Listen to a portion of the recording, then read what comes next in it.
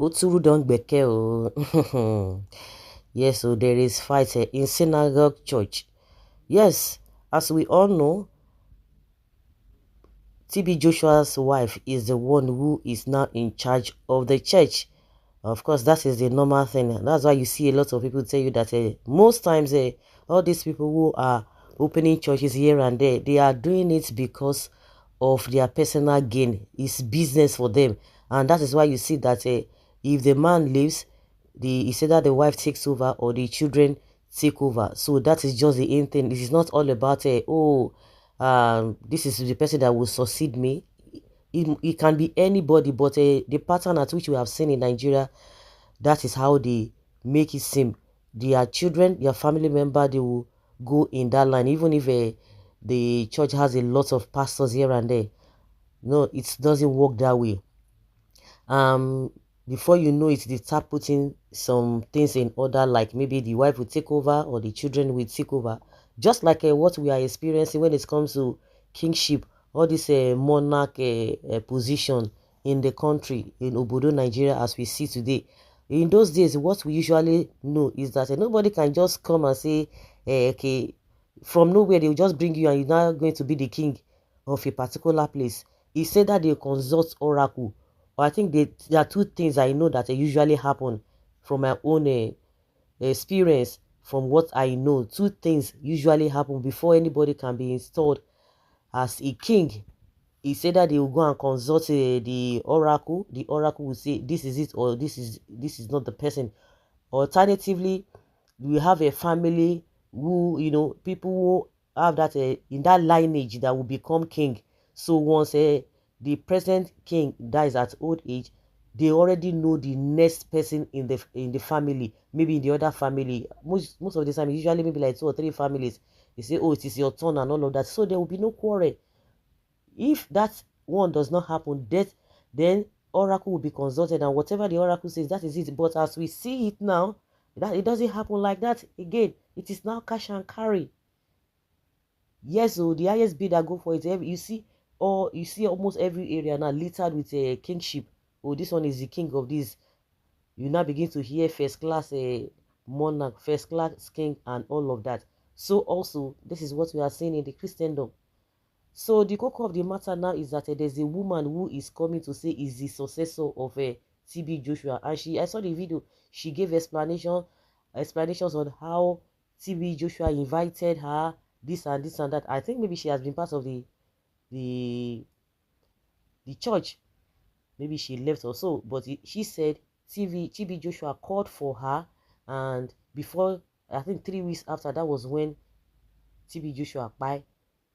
So at the end of the day, with all the things happening here and there, of course, nobody even heard about her. We all know that TB Joshua's wife took over, which of course some elders at that time, people said, oh, she was not supposed to be and all of that, but they went to court. That is to tell you, people will now begin to say, really? There's one thing I really need to get across. I always say it. We talk about politicians and the happenings in the country and the way the system is. For the fact that there is that negative whatever concerning Nigerians, which of course you cannot rule that out. A lot of people who are coming for Kemi, bad enough, they don't even know what they are talking about. But that is the truth. She's saying it's hurting. It is hurting. But that does not take away the truth at all. It does not take the truth away at all. For the fact that things are being said about Nigerians, that does not mean that we don't have Nigerians that are very responsible.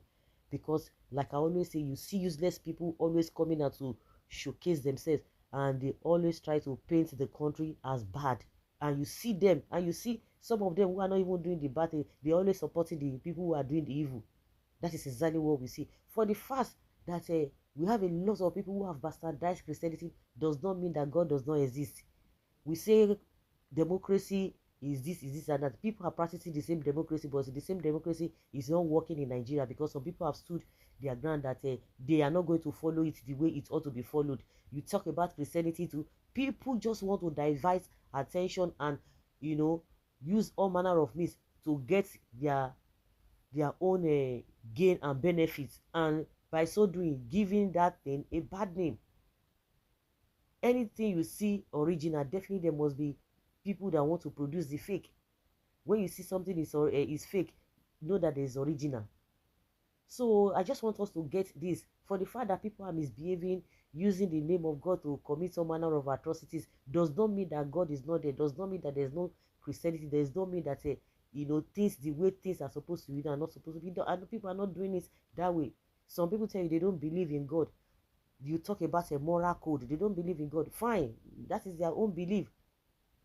When if you want to follow the moral code, you see the moral code is even related to most of these religious practices. Do you get? But some people too, they don't want to, the moral code, they don't want to follow it to the letter. This is not a matter of religion. You know what is good and what is not good. Okay, you want to follow the moral code. Are you still practicing the moral code? It is still difficult. It takes somebody who is very, very disciplined to be able to follow what ought to be followed, to do the needful. Some people don't want to do it. It's just like even in a family, you have a children, some children want to go their own way, but the parents will do their best to make sure that they give them sound education, sound culture, sound training and discipline. But some children will say, no, lie, this is my own way. So that does not mean that the family or the parents have not even done their own part. So let us just get this whole thing right. So this lady is coming out that she's the successor of TB Joshua.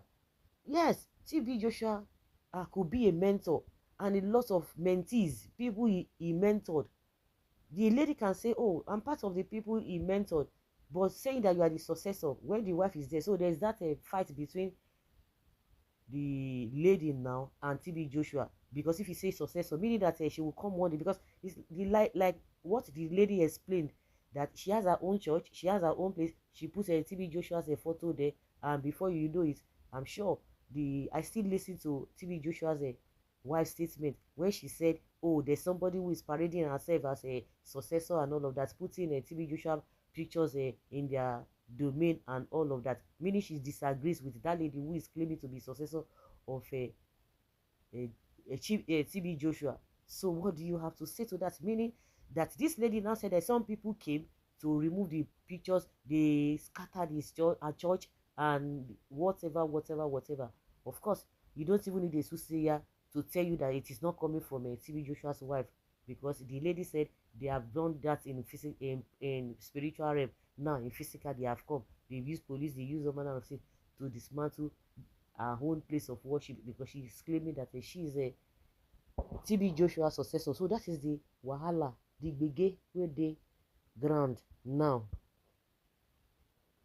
Where they ground now. Whether the lady wants to take over the church from a TB Joshua's wife, I don't understand. And that is why TB Joshua's wife is trying to be, to move faster than her. So the whole thing is just messy. Some people say all of them are fake.